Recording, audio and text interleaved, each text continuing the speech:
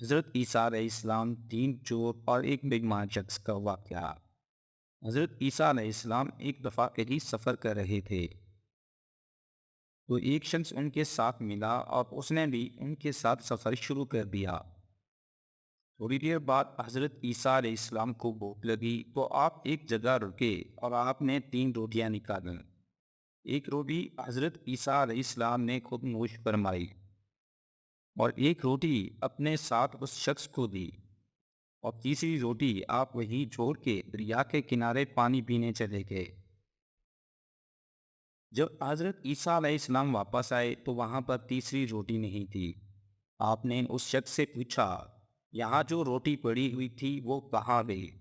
اس شخص نے کہا، مجھے نہیں پتا۔ حضرت عیسیٰ علیہ السلام خاموش ہو گئے، سفر دوبارہ شروع کیا، آگے گئے اور ایک جنگل سے گزرے۔ جب دوبارہ کھانا کھانے کا وقت ہوا اور بھوک محسوس ہوئی، حضرت عیسیٰ علیہ السلام کو جنگل میں ایک ہرن اور دو بچے نظر آئے۔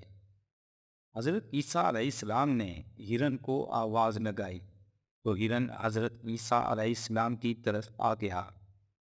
آپ نے ہرن کو ذبح کیا اور اس کا گوشت پکا کر خود بھی کھایا اور اس ساتھی شخص کو بھی کھلایا، اور پھر دعا کی۔ اس ہرن کی جو ہڈیاں تھیں وہ جڑ گئیں اور ان پر گوشت آ گیا۔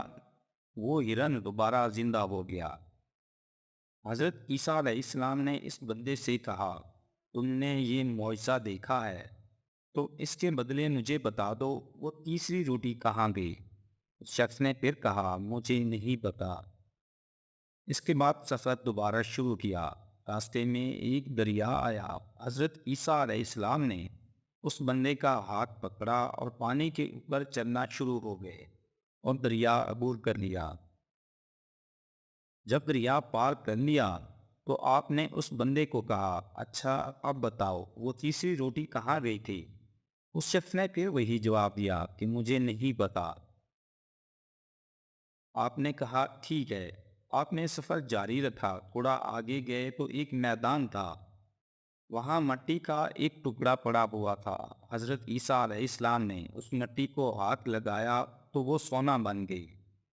حضرت عیسیٰ علیہ السلام نے اس سونے کے تین حصے کیے، ایک حصہ اپنے پاس رکھا اور ایک حصہ اس شخص کو دیا، اور پھر کہا، یہ تیسرا حصہ اس شخص کے لیے ہے جس نے وہ روٹی کھائی تھی۔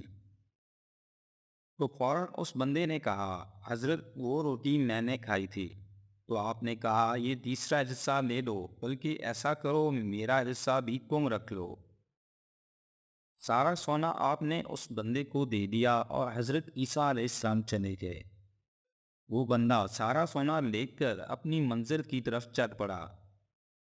راستے میں ڈاکوؤں نے اس پر حملہ کیا اور سارا سونا لوٹ لیا۔ وہ تین ڈاکو تھے، انہوں نے اس بندے کو قتل کر دیا اور اس کا سارا سامان بھی لوٹ لیا۔ وہ ڈاکو وہاں سے چلے۔ راستے میں ان ڈاکوؤں کو بھوک لگی۔ وہ ایک جگہ شہر سے تھوڑا دور رکے اور تھوڑا سا سونا ایک ساتھی ڈاکو کو دیا اور کہا، جاؤ یہ بیچ کر کھانا لے آؤ۔ وہ کھانا لینے چلا گیا۔ جب وہ ڈاکو بازار گیا تو اس کی نیت خراب ہو گئی۔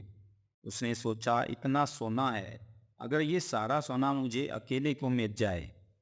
تو اس نے کھانے کے اندر زہر ملا دیا تاکہ وہ کھانا کھا کے مر جائیں اور سارا سونا اس اکیلے کو مل جائے۔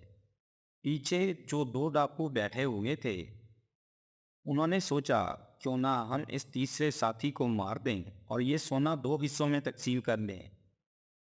جب وہ کھانا لے کر آیا تو ان دونوں نے مل کر اسے مار دیا اور سونا دونوں نے بانٹ لیا، اور دونوں نے بیٹھ کر کھانا کھایا۔ کیونکہ کھانے میں زہر تھا اور اس کھانے کی وجہ سے وہ دونوں بھی مر گئے۔ اب ان تینوں کی لاشیں وہیں پڑی تھیں اور سونا بھی وہیں پڑا تھا۔ کچھ دیر بعد حضرت عیسیٰ علیہ السلام وہاں سے گزرے۔ ان کی لاشیں اور سونا دیکھ کر حضرت عیسیٰ علیہ السلام نے فرمایا، دنیا کی یہ لعنت جس کے دل میں آ جائے اس کو کہیں کا نہیں چھوڑتی۔ یہ بہت سبق آموز واقعہ ہے۔ ہمیں ہمیشہ یاد رکھنا چاہیے کہ زندگی میں مشکلات، پریشانیاں، خوشیاں ہر قسم کا وقت آتا ہے، کبھی لالچ مت کریں۔ جو اللہ نے ہمارے نصیب میں لکھا ہے وہ ہم تک ضرور پہنچے گا، یہ اللہ کا وعدہ ہے۔ ہاں، ہمیں محنت ضرور کرنی چاہیے، لیکن کبھی لالچ اور بے ایمانی مت کرے، کیونکہ یہ جو دنیا اور دولت کا لالچ ہے یہ کبھی انسان کی جان لے لیتا ہے اور کبھی انسان کا ایمان خطرے میں پڑ جاتا ہے۔